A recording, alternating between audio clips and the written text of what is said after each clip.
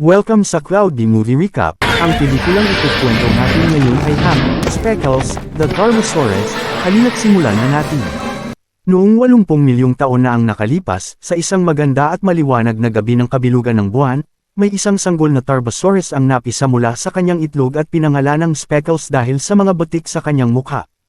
Pinalaki siya ng kanyang ina, at namuhay kasama ang kanyang nakatatandang kapatid na si Quicks, na mahigit 10 taong gulang na, at ang kambal niyang mga kapatid na babae.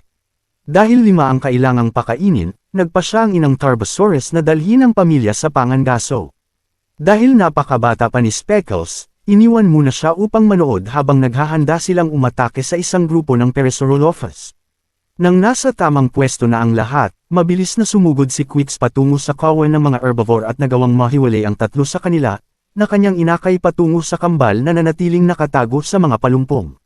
Nang makalapit na ang biktima, lumabas ang magkapatid mula sa mga palumpong at, kasama si Quicks, inakay ang mga ito patungo sa kanilang ina. Kinagat ng inang Tarbosaurus ang leeg ng isa sa mga Parasaurolophus at agad itong napatay. Pagkatapos ng pangangaso, nagsama-sama ang pamilya ng Tarbosaurus at nagsimulang kumain. Hindi nila alam na mula sa tuktok ng isang burol ay may isang malaking Tyrannosaurus na may iisang mata ang nagmamasid sa kanila. Bagamat natutokso siyang umatake at agawin ang teritoryo, napansin ng T-Rex na mas marami ang mga Tarbosaurus kaya pinili niyang umatras at maghintay ng ibang pagkakataon. Pagkatapos kumain, humiga ang inang Tarbosaurus at ang kanyang panganay na anak. Samantala, sinubukan ni Speckles na makipaglaro sa kambal, ngunit nang mapansing ayaw siyang isama ng mga ito, nagpasya si Quicks na samahan ng magkakapatid at dalhin sila sa paglalakad sa kagubatan. Habang nililibot ang lugar, nakasalubong ni Speckles ang isang maliit na mamal na agad tumakbo palayo at inakit ang batang mandaragit patungo sa pugad nito. Nang makita ang pamilya ng mga sinaunang hayop na kahawig ng mga badger, naawa si Speckles at piniling huwag silang patayin, hinayaan niyang makabalik ang mga ito sa kanilang pugad. Nang mag-isa na siya, nakarinig si Speckles ng kakaibang tunog sa mga puno at sinundan niya ito hanggang sa makarating siya sa isang Therizinosaurus na kumakain ng graba upang tumulong sa pagtunaw ng pagkain. Bagamat ito ay herbivore, ang malaking dinosaur na may mahahabang kuko ay napaka-teritorial, kaya agad nitong inihanda ang sarili upang salakayin si Speckles nang mapansin ang kanyang presensya. Ngunit bago pa ito makapanakit, biglang lumabas si Quicks mula sa mga palumpong at inuntog ang nilalang, dahilan upang ito'y tumilapon. Nang makatayo ang Therizinosaurus, lumitaw rin ang kambal at sabay-sabay silang tumakas habang hinahabol ng mabangis na sinaunang hayop. Mula sa burol, nagising ang isang matang Tyrannosaurus sa desperadong iyak ni Speckles. Ngunit bago pa siya makialam sa habulan, nakita niya ang isang Pinacosaurus na nagkikiskis sa isang bato upang linisin ang balat nito. Bagamat mabagal, ang mga dinosaur na ito ay may matigas na buntot na parang martilyo na kayang magpabagsak ng sinumang umatake sa kanila. Dahil gutom, napagpasyahan ng T-Rex na hindi palampasin ang pagkakataon.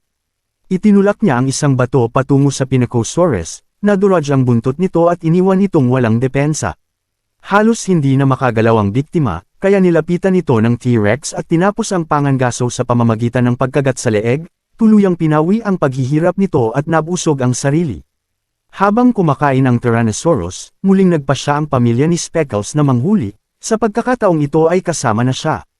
Matapos pagplanuhan ang estratehiya, sumama ang bunso sa kanyang nakatatandang kapatid at sinimulan nilang manmanan ang isa pang kawan ng mga herbivore.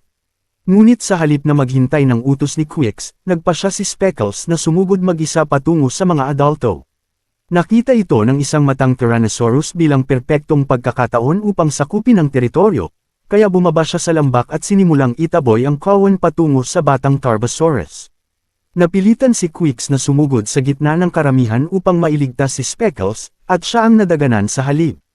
Patuloy na tumakbo ang mga herbivore palayo sa Tyrannosaurus at sa huli ay naipit ang kambal sa gilid ng bangin, dahilan upang mahulog sila sa kailaliman ng walang kahit kaunting tsansang mabuhay. Matapos mawala ng tatlo sa kanyang mga anak sa isang iglap, nagsimulang magluksa ang inang Tarbosaurus. Ngunit huminto ang Tyrannosaurus sa harap niya at hinamon siya sa isang laban para sa teritoryo. Kahit nagdadalamati, hindi siya umatras at hinarap ang kalaban. Kinagat siya ng T-Rex sa leeg at pinabagsak sa lupa, ngunit nakaganti siya at sinipa ang mukha ng kalaban, dahilan upang magdugo ang panga nito. Nang makatayo muli ang inang Tarbosaurus, muli siyang kinagat ng Tyrannosaurus sa leeg at itinulak patungo sa bangin hanggang sa mahulog siya sa kailaliman, tuluyang inaagaw ang teritoryo. Pagkalipas ng isang buwan mula nang mawala ang kanyang buong pamilya sa pag-atake ng T-Rex, namuhay si Speckles sa pagtatago sa gitna ng kagubatan, halos walang makain o mainom.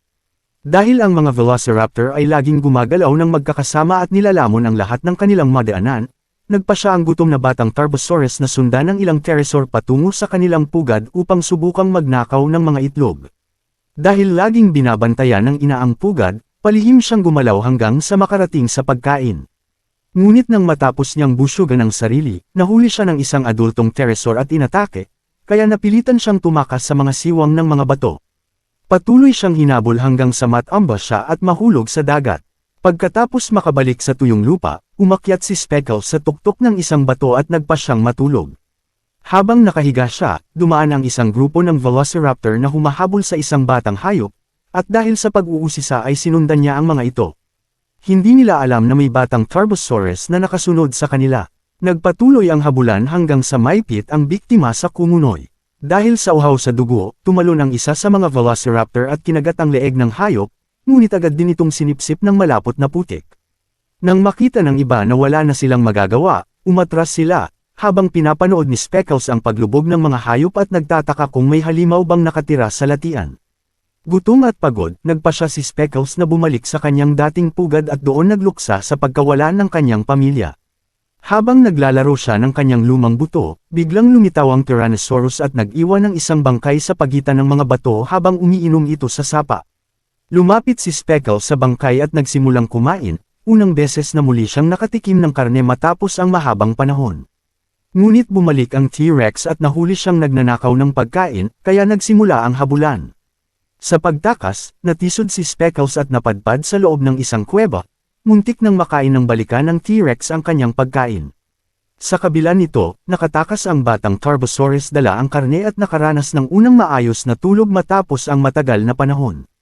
Pagkalipas ng 4 na taon, nabuhay at patuloy na lumaki si Speckles. Ngunit dahil maliit pa siya upang maghiganti, nanatili siyang nakatago, inoobserbahan ang galaw ng ibang mga dinosaur.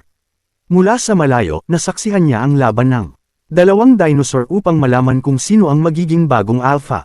Pinanood din ito ng isang matang Tyrannosaurus, natalo ang dating pinuno, nabali ang mga sungay at siya'y ipinatapon, ganap na walang depensa. Sinamantala ito ng T-Rex at sinimula ng pangangaso sa sugatang hayop. Sa gitna ng habulan, hinarap siya ng isang Therizinosaurus na handang ipagtanggol ang teritoryo nito. Napilitang umatras ang T-Rex, ngunit sa huling sandali ay nakaiwas siya at naipit ang mga kuko ng kalaban sa puno. Nilapitan niya ito mula sa likod at kinagat ang leeg, pinatay ang biktima at nagsimulang kumain. Makalipas ang ilang sandali, habang kumakain ang Tyrannosaurus, dahan-dahang lumapit ang isang babaeng Tarbosaurus na may asul na mata upang kumuha ng pagkain. Napansin ito ng T-Rex at hinabol siya, na nagbigay kay Speckles ng pagkakataong kumuha ng karne at dalhin ito sa kuweba. Habang kumakain siya, dumating ang babaeng Tarbosaurus at nag-away sila sa pagkain. Ngunit napansin ni Speckles na marami itong sugat na dulot ng T-Rex, kaya pinili niyang ibahagi ang pagkain at doon nagsimula ang kanilang matibay na pagsasama. Pagkalipas ng 5 taon, sina Speckles at ang babaeng may asul na mata ay nasa 10 taong gulang na. Malalaki na sila at napakabilis, kayang manghuli at makipagsabayan ng madali. Sa kabila nito, nagpasya silang lumayo sa isang matang Tyrannosaurus at mamuhay ng tahimik, kinalimutan ang paghihiganti at iniisip lamang ang hinaharap, hanggang sa isang hapon, habang sila'y nangangaso sa putikan, muling lumitaw ang Tyrannosaurus at sumugod patungo sa babaeng Tarbosaurus, dahilan upang magkaisa ang dalawa laban sa kanya. Alam ni Speckles na hindi pa rin niya ito kayang talunin, kaya umatras muna siya, nagbigay ng pagkakataon sa kalaban na pabagsakin ang babae. Nang makita ito, napuno ng tapang si Speckles at hinarap ang T-Rex, kinagat ang hita nito, at doon nagsimula ang kanilang harapang labanan habang muling bumabangon ang babaeng Tarbosaurus. Ngunit alam ni Speckles na hindi pa rin sila sapat upang talunin ang kalaban, kaya nagpasya siyang akitin ng mandaragit patungo sa kumunoy. Napansin ng isang matang Tyrannosaurus ang pagbabago sa kilos nito at nagsimulang umatras, kaya napilitan si Speckles na udyukan pa siya at akitin ng mas malalim sa putik. Sa paraang ito, nagawa niyang maipit ang T-Rex at nagsimula siyang maglakad palapit kay Blue Eyes upang ipagdiwang ang kanilang tagumpay. Ngunit hindi nagtagal, nakawala rin ang isang mata sa putik at galit na hinarap silang muli. Hindi mapigilan, pinilit ng Tyrannosaurus na tumakas ang dalawa para sa kanilang buhay, dahilan upang mapilitan silang lumayo pa mula sa kanilang dating pugad upang manatiling ligtas. Habang naglalakad sila, napagod si Blue Eyes at nagsimulang manghina ang kanyang mga paa, kaya napilitan si Speckles na huminto upang palakasin ang kanyang loob.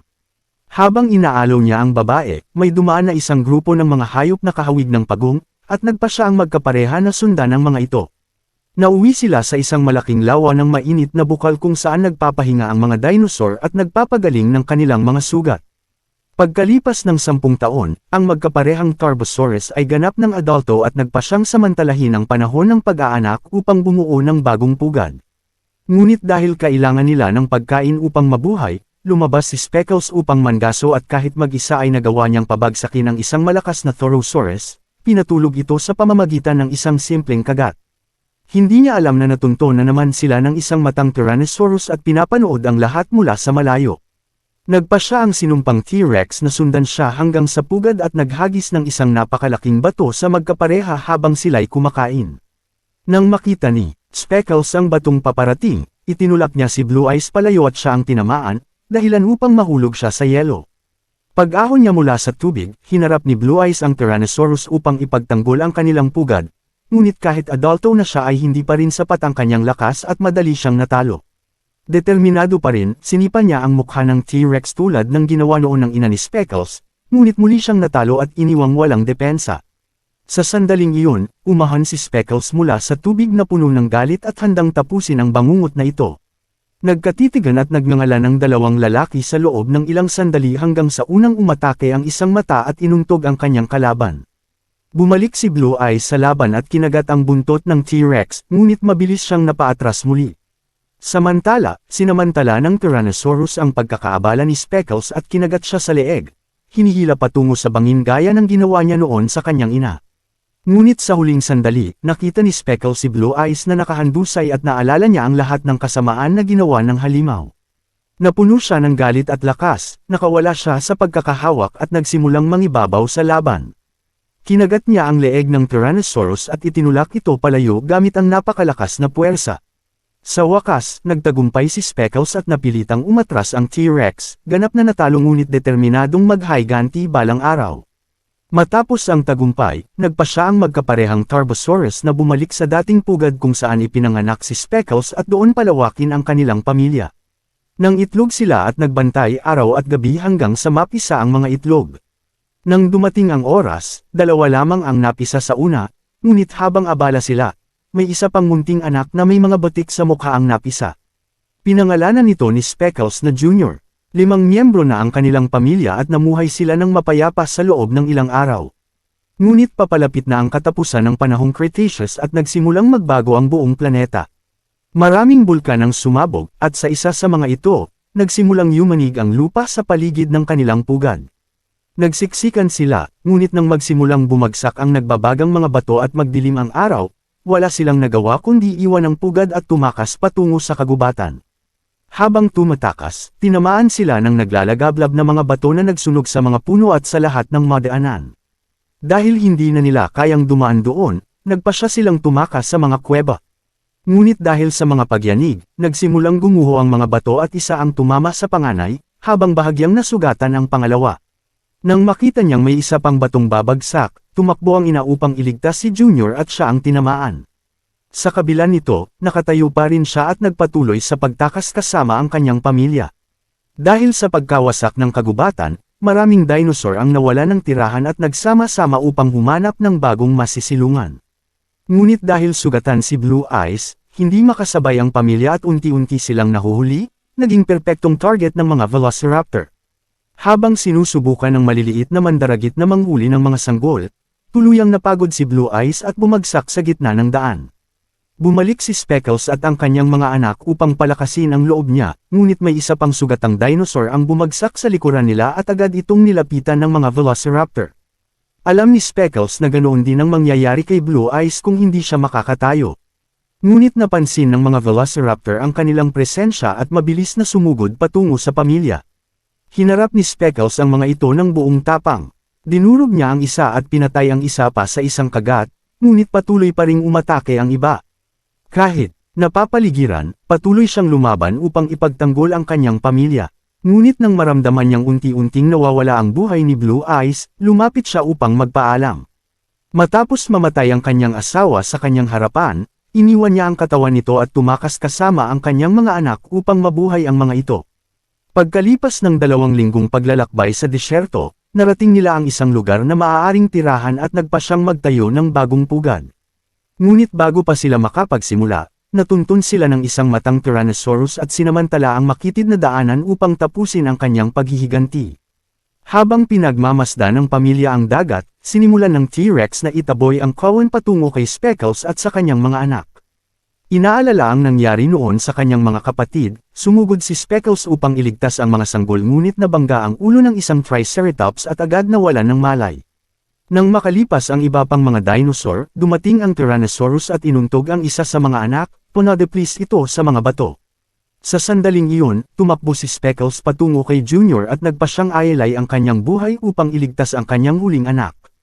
Nagsimula ang huling labanan. Nakagat niya ang leeg ng T-Rex at naibagsak ito, ngunit gumamit ng maruming taktika ang kalaban at sinubukang atakihin ang bata. Sa huli, tinamaan ng buntot ng Tyrannosaurus si Junior at nahulog ito sa dagat. Ngunit gumanti si Speckles at naitulak ang T-Rex sa tubig. Sa karagatan, napansin ni Speckles na buhay pa si Junior. Tumalon siya sa ibabaw ng Tyrannosaurus at nagsimula ang labanan sa ilalim ng dagat. Nasugatan niya ang T-Rex at damyugo ito, na nakaakit sa malalaking nilalang dagat. Sa huling sandali, hinayla ng mga ito ang Tyrannosaurus pababa at tuluyang nilamon. Pagod na pagod, hinanap ni Speckles si Junior at kahit halos mawala ng malay ay nagawa niyang dalhin ang anak sa tuyong lupa. Sa kabila ng matinding pagod, naglakad siya patungo sa isang bagong lupain para sa kanyang anak, isang lugar na may sapat na tubig, masaganang halaman, at mas ligtas upang lumaki si Junior at maging isang dakilang Tarbosaurus tulad niya.